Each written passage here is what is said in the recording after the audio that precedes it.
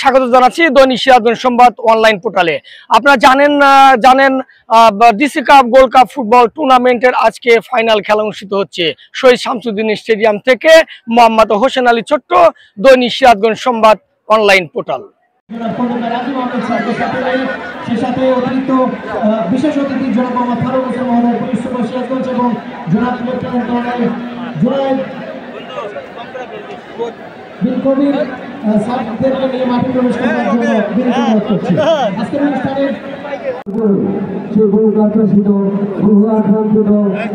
Final খেলা শুরু হবে সিরাজগঞ্জ স্টেডিয়ামে ডিসি গোল্ড কাপ ফুটবল টুর্নামেন্টের জনাব মোহাম্মদ ফারুক হোসেন, পুলিশ সুপার সিরাজগঞ্জ, এবং আজকের ফাইনাল ম্যাচের সম্মানিত সভাপতি। আমি একবার জানাচ্ছি ইতিমধ্যে মাঠে প্রবেশ করেছেন আজকের অনুষ্ঠানে সম্মানিত প্রধান